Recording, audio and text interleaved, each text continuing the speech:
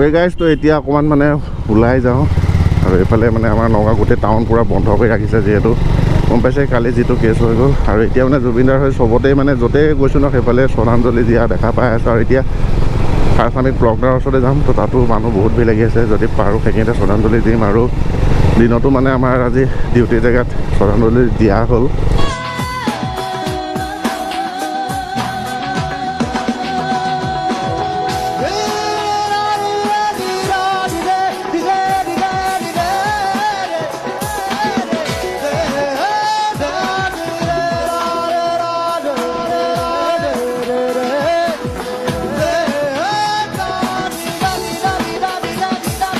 কালি ৰাতি মানে শুওঁতে 3টা বাজিলে চৰ্দি বহি পূৰা মাত চাত ভাঙি অৱস্থা নাই। কালি মানে এনেকুৱা বেয়া লাগিছিলে, যিমানেই গানবিলাক শুনিছোঁ ন সিমানেই বেছি দুখ লাগিছে।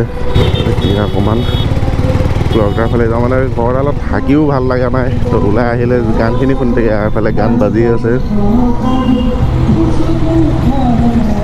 গানবিলাক শুনিলে মানে বেছি দুখ লাগে। আৰু এইফালে দেখা পাইছোঁ চব মানে দোকান চোকান বন্ধই কৰি ৰাখিছে, য'ত য'ত খোলা আছে ন তাতো বন্ধ কৰাই আছিলে। তো এইখিনি জেগাতো মানে এইফালে শ্ৰদ্ধাঞ্জলি দি আছিলে।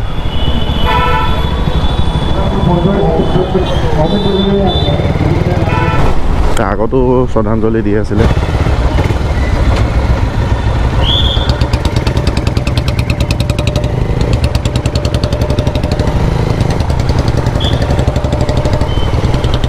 পোৱালিতে মোক কেমেৰাটো দেখি ভাবিছে কি। তো এইফালে ক্লকটাৰৰ ওচৰত পূৰা ভিৰ লাগি আছে। তো বাইকখন অকণমান আগতে ৰাখিব লাগিব, কাৰণ সেইখিনি জেগালৈ বাইক নিবলৈ দিগদাৰ হৈ আছে। তুমি যে মোৰ শুকান বন নিয়ৰৰে চেঁচা ভাঙি অহা।